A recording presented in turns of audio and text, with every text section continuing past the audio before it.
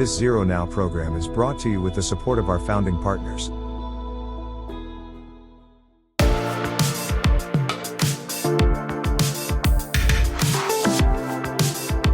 Without further ado, I'd love to share with you our wonderful special guest. First, Michael Garcia. Michael Garcia is with HID, also involved in the Partner Alliance with Safe Schools. So, Mike, would you mind just providing a little background on yourself and your connection to the topic?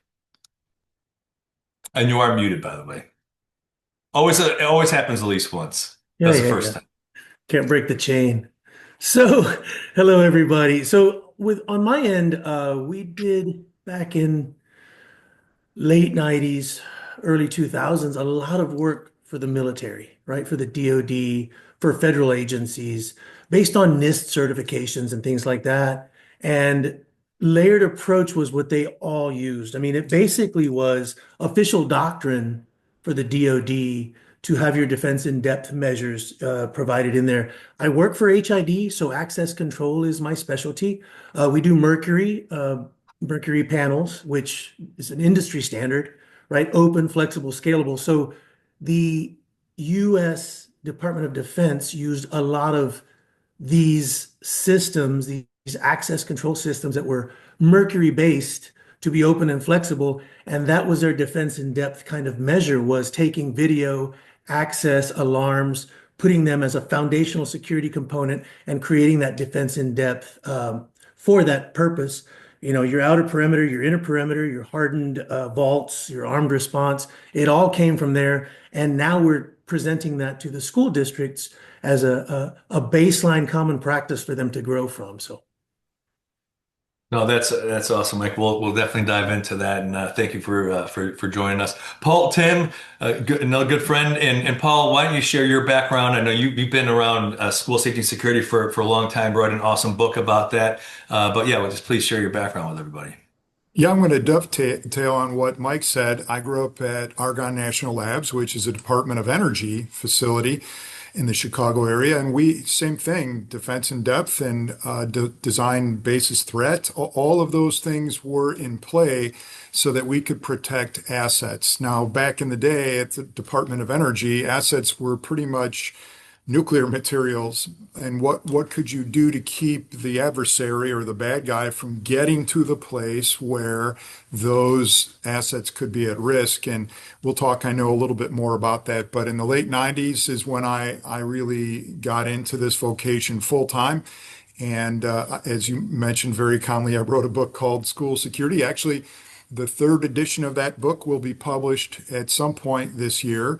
And I also have a podcast called The Changing Face of School Security. And anybody who is an influencer in the industry, from Michelle Gay to Chuck Wilson, has been on that podcast. We have other guests lined up as well, 30 minutes of them giving you resources. Awesome. Thanks, Paul. Yeah, can't wait to dive in deeper on that front. And Guy Grace, Guy, welcome to Conversations, and we'd love to hear more about your background. I mean, you go back as well with school safety and security. Yeah, so my first school safety exposure working in school safety was in 1988. After I left the United States military, I was looking for a career, and fifth generation law enforcement in my family, and I looked at I didn't want to be in that space with, like, my father, my uncles, and everybody else, but I wanted to be in a space, but I wanted to try something different. So I went into explored K through 12. Well, first of all, collegiate security, but I ended up landing the role for the companies in K through 12. So I ran the after school activities for my first position. And then in 1989, I applied for a position in Littleton, Colorado as a automation system security officer. And then I moved my way up to security coordinator. And then in 1999, just before the Columbine tragedy, became the security director for Littleton Public Schools in Littleton, Colorado. And so I'm on my 40th year of security and 38th year of school safety. And when I look at that, going through that history, if you look at the years I'm seeing here, my colleagues here in school safety have the changes have been quite dynamic in that 40 years, if that makes sense, in climate and culture, the way we communicate as a society and the understandings of our young people. It's such a dynamic and a challenge. So what I do now is I work for Asa Abloy. I do education outreach and not a sales guy, but I do outreach and help K through 12 school districts across the country with unified life safety approaches in their schools. And it's an honor to be here. And everybody in this audience, if you're a school, anybody that's a practitioner, we're honored that we're here to, to be here for you today. So thank you. Absolutely. And you said something very important. And we, we all, concur that, the most foundational layer of school safety security is culture, right? Having that culture of safety and security within the school. But we're going to really be focusing today on the technology side of things. And because we spent all of last year, 2025, most of what we dealt with on these conversations were related to culture and teams and BTAMs and all those aspects. So really want to start looking at the security side of things from a technology perspective. And Paul, you wrote the book on school safety and security, and you were very involved with the Partner Alliance for Safe Schools and defining a multi-layered approach. So how do we define a layered approach to school security technology for those that are not familiar with that? Well, and I'm glad you mentioned PASS, working really hard to put together guidelines for schools, and we're on the revision number 7 that was just published in the middle of last year.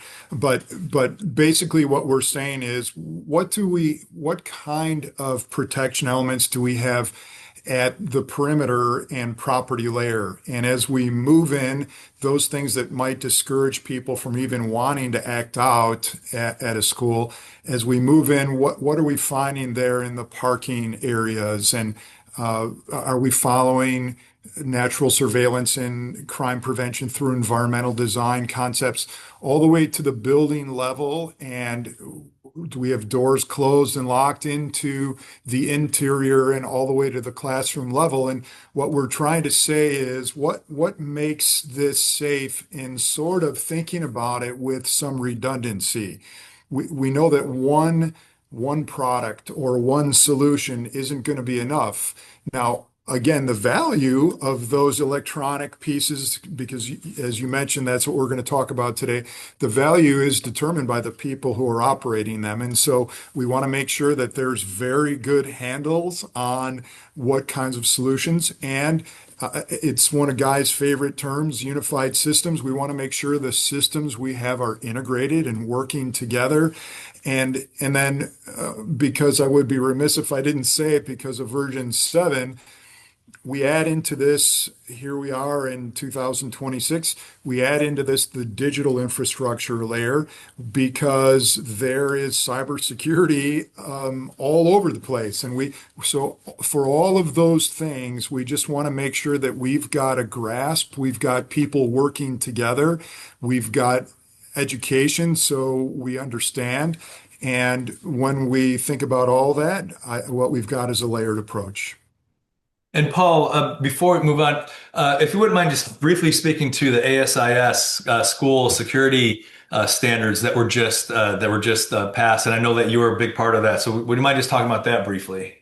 Thank you for bringing that up. And of course, back in the early 2000s, I remember people saying we're going to publish standards for school security. And in those days, all we had were safety codes, fire codes, things like that. And I remember thinking that would be great to have a standard and standards for school security. And everybody said they were going to do it. And I finally stopped believing that it would ever happen until last year. ASIS International, right at the end of the year, published their school security standard. It's ANSI approved, which adds a lot of weight to the whole conversation. And they have 3 components: physical security, behavioral threat assessment, as you mentioned earlier, and emergency planning. And sometimes people say, well, wait, I thought we were talking about PASS. What is this new ASIS standard? And what we find is that it's not necessarily new. They've put foundational pieces in that have to be in place. All doors in schools have to have locks. So, those kinds of things. And I think it's been well said that ASIS establishes those foundational principles. And then what PASS has always done and will continue to do is it just really builds a whole lot of the how-tos upon that. And what's fantastic is that we're really at a stage now where there's a lot more collaboration happening across the board because you've got the standards, you've got the past guidelines, you have the National Council of School Safety Directors, the practitioners in the space that are implementing those standards and guidelines. It's really hopefully we see the results turning forth in the upcoming years Yeah, when it and comes. Art, if you don't mind me saying one more thing, I think Yeah. just this panel alone is testimony to the fact that people from different entities, people maybe from similar but different backgrounds, what we can do is it doesn't take long to find out who's willing to work together on these kinds of things. The ASIS standard took a whole lot of time with a whole lot of people. The Partner Alliance for Safer Schools, that's the very representation of what PASS is all about. Zero Now, the National Council of School Safety Directors. I would just say this, if you find somebody who says, all that stuff, I don't need to be working with people like that, I would run for the hills from a mentality like that. And when you get into the places where it's collaborative like this, you find out pretty quickly, Mike, Guy, Ara, Paul, we're in this for the kids. We're not in this for any other competing interests. And I think it's important for the attendees to know that. Paul's right on with that. And if you back up and when he talked about nuclear facilities, let's take that for instance, they had to do it. They were mandated to do it, and they didn't have a choice, right? The facilities required it. It was official doctrine. And I've been telling school districts for the last at least 15 to 18 years, it's coming. These mandates are coming. So they're going to be unfunded at first.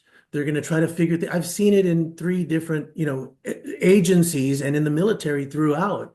And it's very interesting because these layers, if history repeats itself, and we've got 90 years plus right here on this call of doing this, right? It's going to extend out into the neighborhoods and into the cities, right? Now you have these layers extending out past the perimeter layer, and it's going into the real-time crime center, where if you think about a school bus, right? How do you protect your traveling classroom with this layered approach? I just took off. Layers no longer. Well, now we're putting the layers into the real-time crime center where you're able to say, hey, interoperability between a school, a city, and a county. My bus going onto your streets, picking up these kiddos from your homes and into the county roads and the farm roads, it's one unified, right? And these layers extend out. And it says something like, hey, what's the vulnerability here, right? What do we have to look for on the people side? Well, we have God bless them, a bus driver, probably a paraprofessional who's trained and has a CDL, commercial driver's license, to get the children from point A to point B safely. Do great jobs doing it, right? Interviews and everything they pass through and all the hoops they jump through to do this. Usually retirees, but are they experienced and trained in violence de-escalation, right? Where you have the potential for bullying, like an 11th grader on that bus and a 3rd grader on that bus, right? And you have all of these things in place, and all you have is the afterthought of it happening, because as it's happening, if something, God forbid, an event were to happen, what do we do then? Have you shared the routes with the police officers on duty? Are they aware of the routes of those buses, where they're going, how they're doing this? So now we're talking about something that, this totally opens up a Pandora's box. And when I talk about this to school board members, which, by the way, it's School Board Appreciation Month, so bravo to all you school board members out there that are watching. When you talk about this to the school board members, the idea has not crossed their mind. That's where the training comes in that Paul was talking about, and Guy always preaches, is we have to do this layered approach, layered training, because Paul and Guy work at, if you think about what they do for a living, they work at the door, right? Division 8 doors, frames, and hardware, right? And if you can put the most expensive door that you can think of, indicator locks with the $2,000 door, but if you don't have the policies and procedures wrapped around it, in this layered approach to safety and security, I can go bypass that door just by knocking on it, right? And a kid Right. will open it, Oh yeah. and you've got a whole different ballgame, right? Because you didn't have the people, process, and technology in the same in the same arena, right? Culture, baby. That's what it's about. I mean, that's the thing. You'd have the best stores, the best door locking mechanisms and access control systems and surveillance cameras, but somebody leaves the door open or buzzes somebody into a building when they're uncertain just for out of convenience, that blows everything out of the water. Guy Grace, Call please. it human, you call it human error, yeah. Yeah.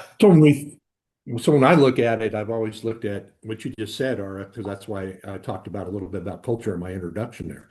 When we implement a layered security approach, what we are doing is we're protecting the culture and we're enhancing that learning environment for the teachers to teach, the students to learn. And most importantly, too, another part is for the parents, the community, the ones, their husbands, wives, boyfriends, girlfriends, their family members, to not worry about their people that are working in the schools. Now, I'm on the past board. I'm also the chairman of the technology advisory committee, so I kind of help steer the what we do with the REBs. But when I look at it, I look at the layered security approach. You can't, in school safety, we can't count on one technology. So what a layered security approach is the empowerment of using the technology. If one component fails, another one will step up and save the day. So when you look at it, a layered security approach is if somebody's approaching a building, you get to you're coming from the district, you're getting into that fence line, you're getting into that parking lot. You have these detection, deter, deny components. But most importantly, these components are enhancing the ability of the staff and the community in the schools to use them, whether they're lying in the background or actively being utilized by the staff and the students to protect them on any given day. When we don't have an incident, a boring day is typically a day when a unified life safety approach worked. And that's what we want to see, a boring day. And I would say something too that I'd like to say. We're seeing school shootings going down. And why I believe that is going down and attacks are going down is because we are setting up these unified life safety approaches of the human roles and the processes, the technology, and that layered security approach, the behavioral threat assessments, the whole interoperability, the whole holistic approach. It is helping K through 12. And hopefully, as always say, we hope we can get to zero, right? And that's our ultimate goal. But that's the thing what we're doing now is we're creating true unified life safety systems for the human empowerment in our schools. Absolutely. And to Garcia's note before about school board directors, so we do have school board directors and superintendents on the program. And Paul, I mean, what guidance would you provide to school board directors or superintendents that are being solicited by security vendors, buy this new door, buy this door locking system, buy these new cameras, how do you help them or provide guidance to a school board director or a school administrator when it comes to having clarity on what a multi-layered approach is and how to address vendor related inquiries? Well, there's a lot of things that I'd like to say about that. But first of all, I just think this education is always the remedy for ignorance. We think things in our mind until we actually get them explained to us and receive instruction. So I think all of that is very important. If somebody ever in a board meeting stands up and says, "Oh, I got it. Here's what we need to do," and we really don't know much about it, it could be a recipe for buyer's remorse. Not necessarily, but it could be. So I like to say this: if you only have $1 to spend and an hour to plan, unlike what we found at Argonne National Labs, where they really try to protect things first. They protected uranium and plutonium supplies. they needed certain things because those assets were their priority. But in schools where people are our priority, communications is always of premium importance. And we have to have redundancy in communications, and our communication systems, which, as I conduct assessments all the time, I generally find are far less than effective. We can do better. We've got to be better with communications. If I need help, there's got to be not just one way, but there's got to be ways to get it. And if we're making an emergency announcement, I've got to be able to receive it. So communications is one, and access control is also very important. If I don't know who's on my property or in my building or at any given time where they are once I've authorized them to be in my building, I'm in big trouble. In fact, we can't name a school tragedy that has occurred that didn't also involve a failure of access control. And so those two areas, communications and access control, and yep, there are plenty of solutions that help enhance those and then complement those. But if I ever were in a board meeting, I'd say let's start with the blocking and tackling of those two areas. Yeah. No, no And doubt. having done this, boards and superintendents is where I started, right? I was on the Mexican American School Board Association Board of Advisors. I'm on the South Texas School Board Association Board of Advisors right now. We just came back from, one of their events, and it it really is something that the NSBA, National School Board Association, never was an afterthought, right?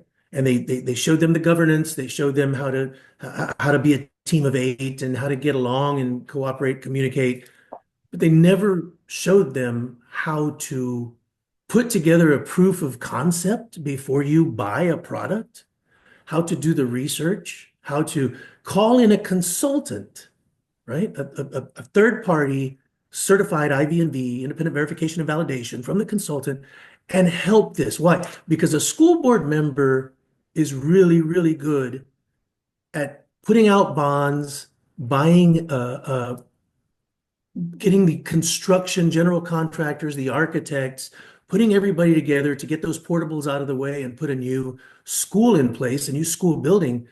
And that same process should just be replicated for safety and security. They get that big grant. They get that funding from the federal government or the state government. They get that bond with the security laid out in it. The dog just caught the car.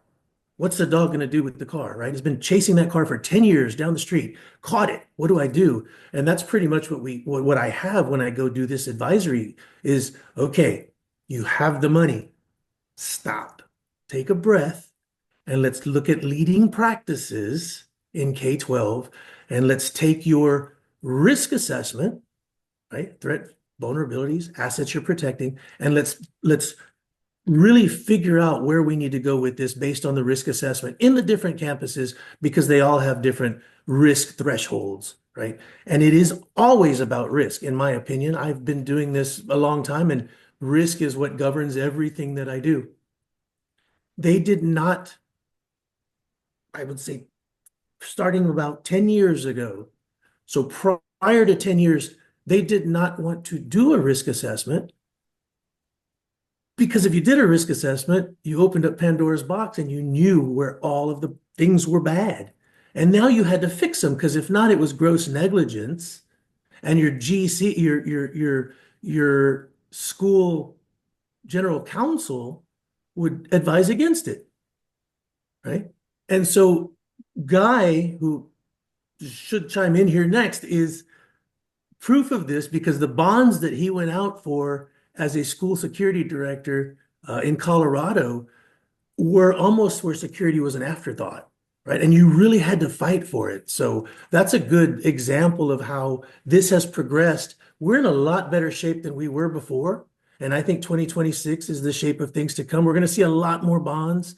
We're going to see a lot more, referendums and things like that, and help from the BOCES and the education service centers with how to do this. So that's my input. So Thanks, my Mike. chime in would be, you've seen one school in the United States, right? And you could have the exact same architecture of that school, but you're always going to have a different leadership style. You're always going to have a different demographics. You're always going to have different safety and security needs of a school. So that question going back to the original, what would you advise a superintendent and a school board, as you said, Mike, is start with a risk assessment, basing your needs upon that risk assessment. But also, too, the first thing before you do that is like we say in the National Council of School Safety Security Directors on the past guidelines, is you start a team of stakeholders, internal key stakeholders of your district and external key stakeholders. And then you have these committees and you convey your recommendations and what your needs are, and then you bring in that risk assessment. But risk assessments should always be going all the time.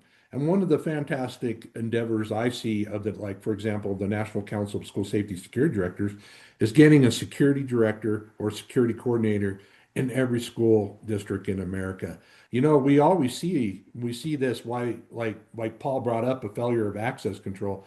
Often what is usually involved in these incidents, but we also see a failure because we didn't have the basics in place, right? We didn't train the students, we didn't train the staff, or we didn't empower them the right way, or we put a advanced security system in, but we didn't have the basics in place to supplement and enhance that security technology. Does that go back to the vendors?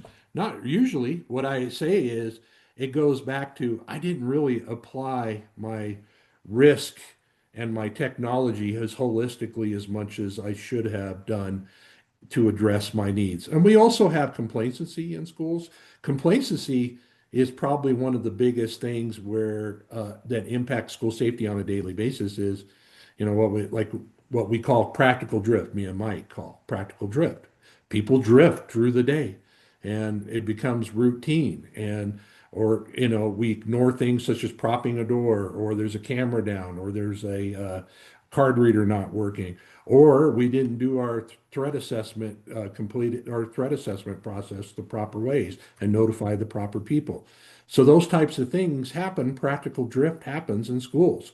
So that's what we need to do, is do the basics and base it all on risk and fill our gaps from the basics based on risk to those top tier technologies. But most importantly, the humans and how they're going to use them and how they're going to be impacted by them on any given day. And real quick, just to slide in on that, humans are both the strongest and the weakest link, right?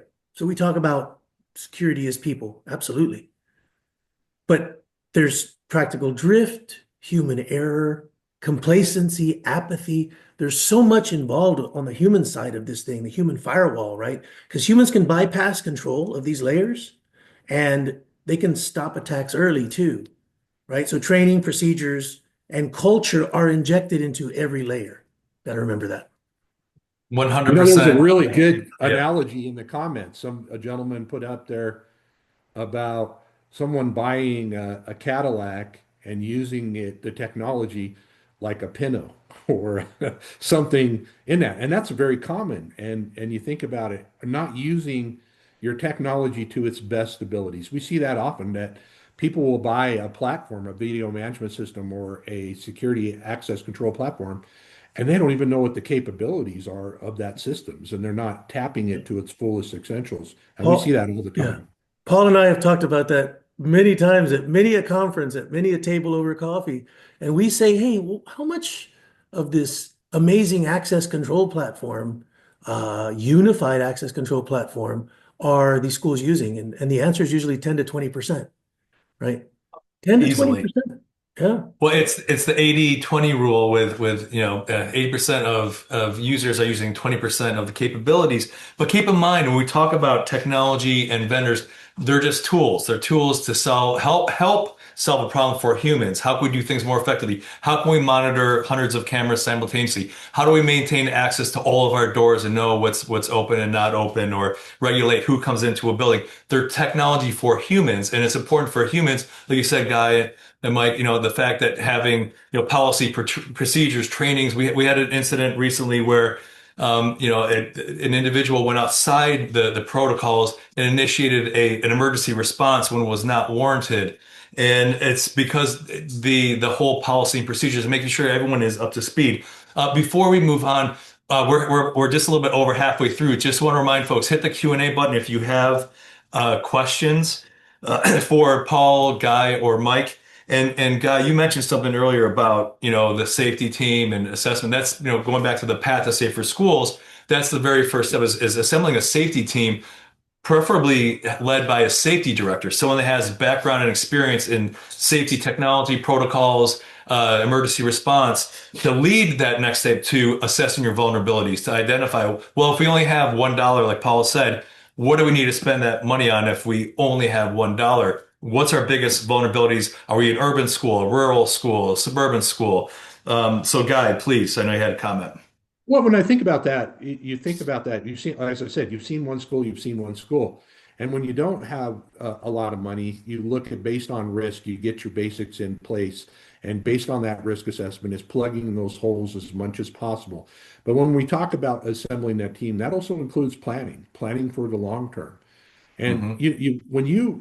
when I always have found, it didn't have a magic pot of gold and no leprechauns running around and unicorns in my old school district. However, what I found to be the best was communication and empowering people and having the ability of people to communicate and be empowered to say something, to act. When you talked about that person implementing a lockdown protocol or some kind of emergency protocol that was inappropriate. Okay, I would say, okay, I take that. He or she took that initiative. However, we can empower people to do the right thing. So when we do that, that doesn't cost us a lot of money. It might cost us a lot of time in our school district, creating an emergency operation plan, creating those policies and procedures in the district that can save the lives of students and staff. But most importantly, is building on from the basics. And that's the basics, is starting with the people. And then how are we going to bring the proper tools to empower the people that are in our schools? And that needs to be done on risk. So when I look at that holistically as much as possible, base this on risk and base this on multi-tiered risk, not just hey, I want to get a new security system in there. What are my real needs in there? What if I don't have a behavior threat assessment program, for example? Okay, I'm not throwing that out of there, but that involves technology too, as well in many cases. So that might be our prioritization because I have a good DMS system. Yeah. I have a good access control platform. So, hey, I'm going to look at how I can enhance my technology side. Yeah. Or I don't have weapons detection in my school. And what is the weapon detection going to mean for my school based on that risk? But I'm going to say everything into this, and we say this in the National Council of School Safety and Security Record.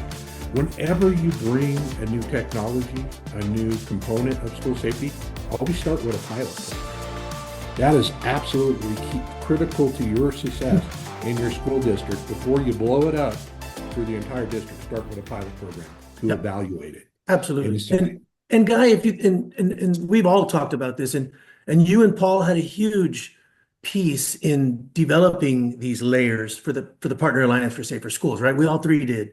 And it looks like this. It looks like district-wide layer, the new digital infrastructure layer, and cyber or physical identity is a foundation in those both domains, and who you are and what you're allowed to access governs both of those worlds, right? But your campus perimeter layer, your building perimeter layer, and then your classroom interior layer. And within those layers, there's the 7 core components, right? Policies, procedures, people, roles and training, architectural and environmental design, communication systems, access, video, and detention and alarm systems, right? And this makes everything holistic and measurable. And another one of our partners that we work with a lot, Guy Blisner, who works for the Idaho Department of Education on the safety and security side, is part of the National Council of School Facilities, NCSF. And so NCSF put out, and I believe Zero now agreed with it, that every school district Every child deserves an electronic access control system and a PA system that works, right? What is that called? That's called foundational security. They're the foundational security components that every school should have. And when they have those, and Paul's nodding his head because it is very, very true, foundational security before anything else. Because we go to schools and as some people say, hey, these layers are false, and people are coming out of the woodwork as a vendor, a post-Uvalde vendor. Back after 9/11, we used to call them a 9/12 company, right? They came out and they started selling things because they were following the money from Homeland Security. Well, that's going to happen here too. And that is vendor risk management. That's a risk that these school board members and these security directors have to understand. What Guy and Paul are saying is very important, is practice vendor risk management. Don't just take things for surface level. Investigate the company. Look at their financials. Are they venture funded? Are they organic growth? How do they make all of these decisions? And then look and say, hey, is this open? Am I going to be held hostage? Am I going to be, am I going to lose my job if I choose this because I cannot get rid of it, right? I have to be able to stay open, flexible, and scalable and make sure that all of my layers are working together and are dynamic, not static. You mentioned something very important, Mike, and that yeah, that the document mentioned that was the foundational document for physical security, like the non-negotiable must-have if you're going to start somewhere from a foundation. It's having doors that lock and a communication system before buying anything else. Those are really, core elements of a multi-layered approach. And Paul, this is for you, and we'll take a couple questions from our participants, but.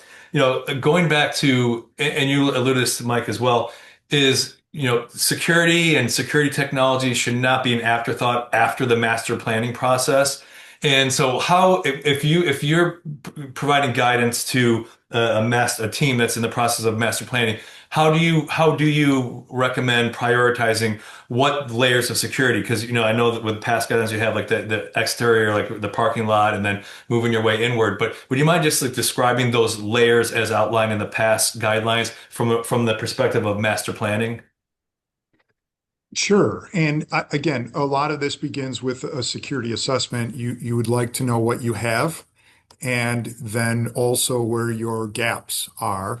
And that's a really nice thing about the checklists that come with the past guidelines is they take you through 5 layers, and they begin with a district-wide layer, which in some respects is also taking into account policies and practices. If we don't have policies and practices in place, we don't have a foundation at all. And those then help us determine where we're going to go with our solutions. And then, as I mentioned, we've got the property and parking lot layer. We've got the digital infrastructure layer. We've got the building layer. And then we've got the classroom and interior layer. Those are the 5 layers that we look at, and there's checklists to help you. You can conduct you could do a self-assessment using these checklists.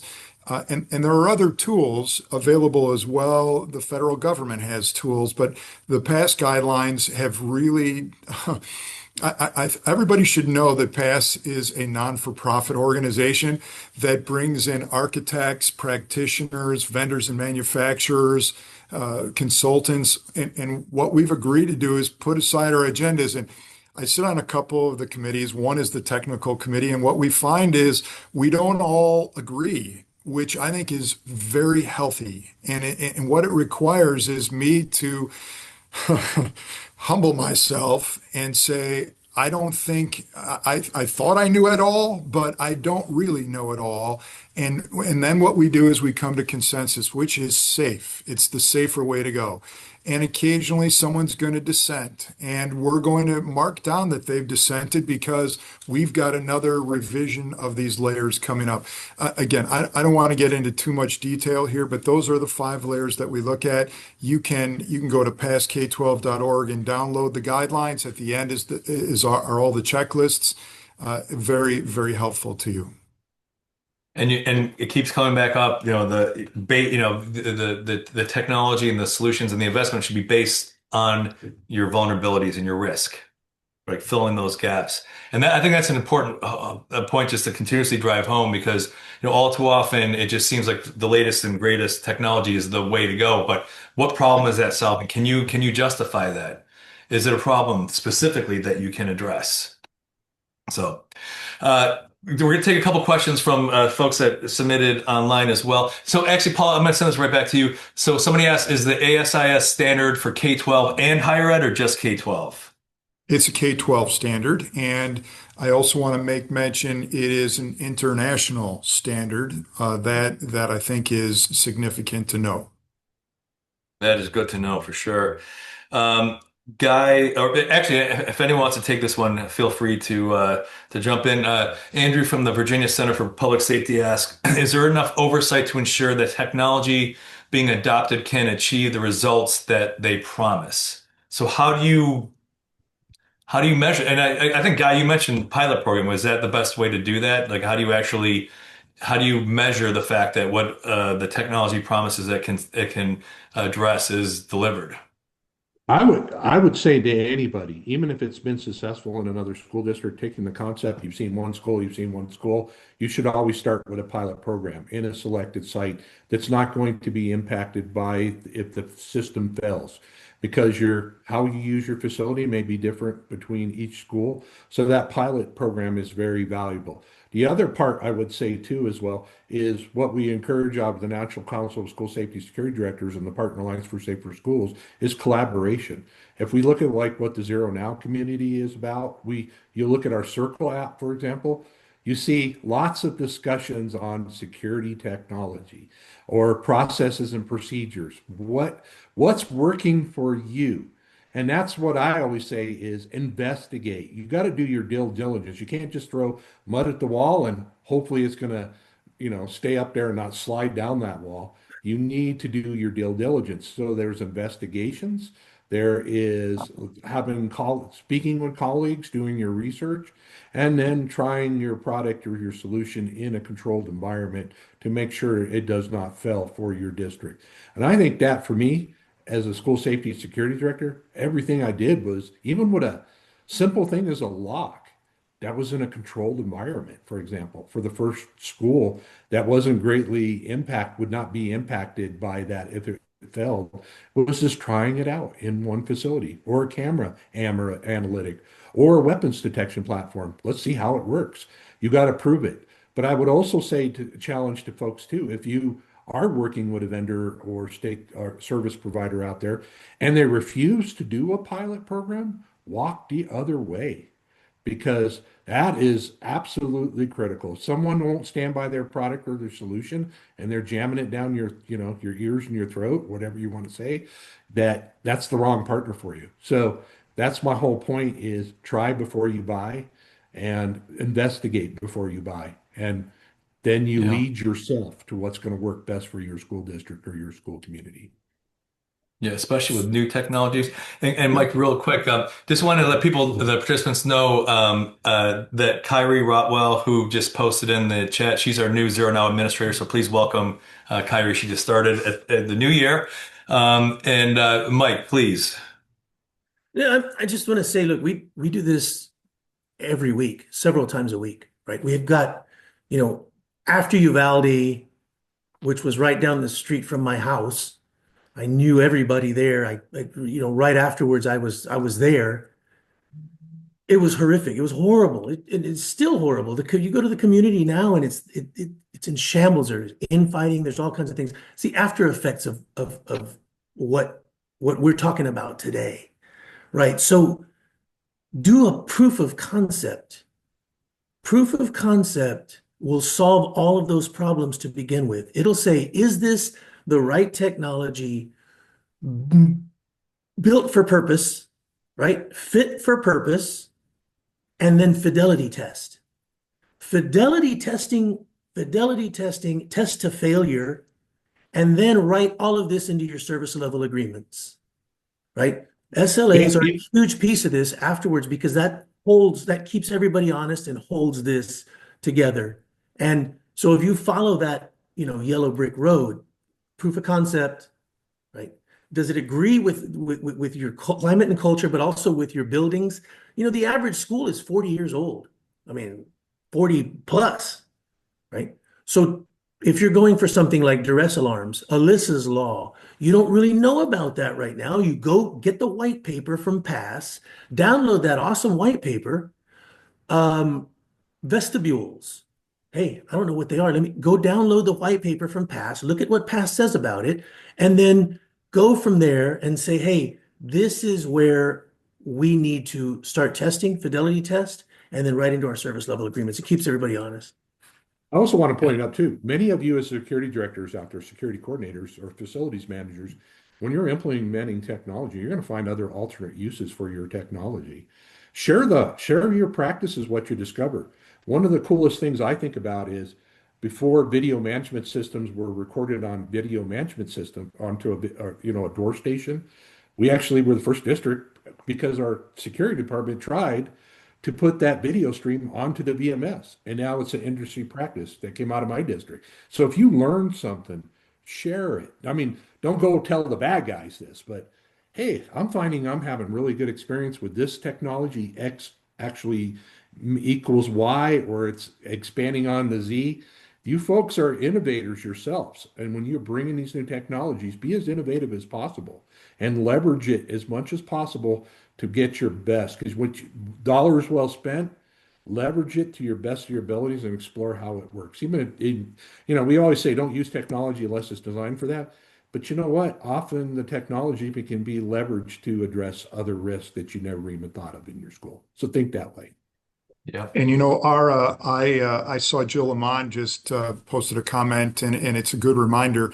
A lot of times I'll suggest to the school administrator, hey, why don't you go to the nearby district who's got that and take a peek at how it's working, implementation there, proof of concept, what were the pros and cons? I like a try before buy approach for sure. And sometimes others are doing that for you. It all comes back to collaboration. Now, some products, when we talk about door hardware, is going to have underwriter laboratories testing and things like that. There's a host of things that are available that are not good products because they don't have independent testing. But where you can find it, you want to get that kind of testing. Window film is yet another one of these where everybody's scrambling to say who's got the best product. Let's look at what kinds of standards and testing mechanisms are available. Another thing too, you got to think about, Paul, what you just said. If you're looking at window film, for example, is the lifespan of such a product or solution that you're putting into your school. So there's things like you got to weigh is like the overall cost in the long term. How much is it going to cost me? Maybe it might be better for your school district to go with glazing. Just the considerations that you need to think. We have to think holistically as school safety practitioners. Absolutely, 100%. Speaking of school safety practitioners, Martin Tapia asked a question. Martin from DHS School Safety Task Force. How do different schools, this is a good one for all three of you actually, how do different schools choose their security measures when the people making the decisions are not experts in security? That's an excellent question, Martin. And that was a fundamental question why I think the NCSSD was formed. So who wants to, do you want to take that one, Guy? Yeah, I'll take it very briefly. I look at it as like you have a car and you got four tires and a spare. And often when you have that kind of a system in place in your school district, you don't have a trained security professional creating interoperability within your school culture, well, with the safe buildings team and creating that interoperability. You have a car with a flat tire often. So what you do is you get a lot of fragmented school safety implementations, and that can go from your culture and climate, but all the way up to your security technology. So you see that a lot in schools, and it's not people want to do the right thing, but that knowledge base is not there. And that's what we're trying to do is in the NCSS thing is bring an expertise and a knowledge base that's very, how do I say, sustainable for a school district. So this gentleman you brought up is from a school safety center. So, for example, I believe you just said, right? And that's what we would do at the National Council of School Safety Security Directors is foster that relationship with your organization and how we can grow that professionalism into our schools. Because I'm going to say this, when I first started, there wasn't a whole lot of men and women doing what I was doing, all the way up to probably 2000, probably up into 2012-ish, right? But now it's a position that is very important in a school district, just as important as a facilities manager director or as an IT director. It's so Yeah. important for that to be here. So we need to Right. create that role in school safety because it's not only creating a safety and security role, but it's also fostering life safety interoperability internally and externally, which is most important endeavor of what a school safety security director would do or coordinator would do for their community. Nara, I want to just add to that, as Guy mentioned, the fossil course for the NCSSD.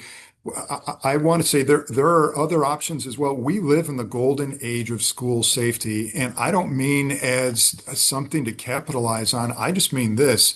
How many people here now are caring about this, and how are we rising with credentials? And ASIS International has their PSP and their CPP. The NCSSD is seeking to certify. We have the opportunity to pick up the phone at any time. I talked to Kevin Redd and James Marcella, and we could go on and on. Mike and I bump into each other at conferences. The whole safety industry is rising as we work collaboratively, and I think that's important for everybody to know. 100%. And real quick, you mentioned this briefly, Paul, but to retouch on Martin's comment, one of the important things too that's available is the Foundations of School Security Leadership course, which provides the foundational view of what is involved in holistic school safety. So if you have school boards or school administrators or someone who's assigned, and the key thing though is to have someone that has some sort of expertise in safety and security, maybe obviously a deeper level than a school administrator, but you don't expect school boards and superintendents to make IT decisions. You have an IT director or you have an athletic director like Guy just mentioned.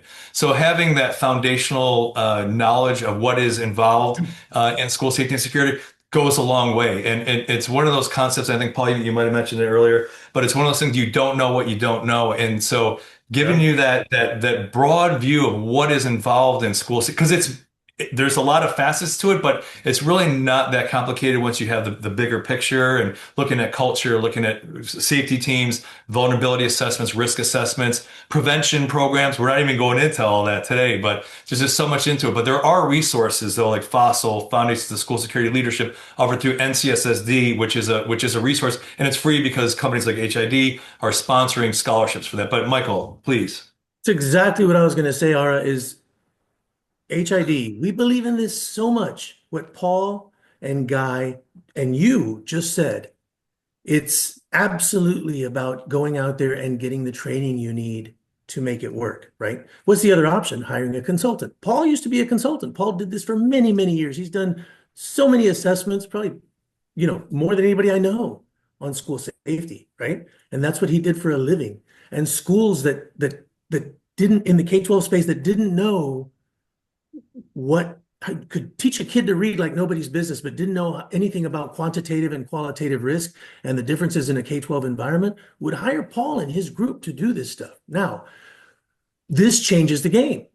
The fossil scholarships that we are underwriting, we are able to now say, hey, we want the Security Industry Association, the National Security Contractors Association, the American Society for Industrial Security, AASA, and NSBA, and SITE, and all of these to come together. Right now you have schools and the security industry coming together, and Fossil is the perfect place to go. HID has the scholarships for you. We have 1,000 of them that we underwrote for Zero Now. Use them. Call ARA, get in there. If you're running a school, if you're part of a school safety and security program, give them a call and get on board. Yeah, I'll send my personal phone number in the chat there. Thanks, Mike. Yeah, there you I'll go. give you, call, really call. Guy, so yeah, one last, because we're actually gonna, we need another like hour. So I don't know if you guys want to stick around. No, but we'll wrap it up. But please, Guy. I just wanted to say, if you're a service provider or vendor, get involved into the Zero Now and the NCSSD community. You can go and check out our Circle app. Go in there and be a partner. Be there, not be a fearmonger, but be a partner. I think that's very important. To learn about what's going on and help create that interoperability across our great country. That's so important that we are doing. All of us have a responsibility, and that's to keep our schools safe across our country. It's a unified Exactly. life safety approach.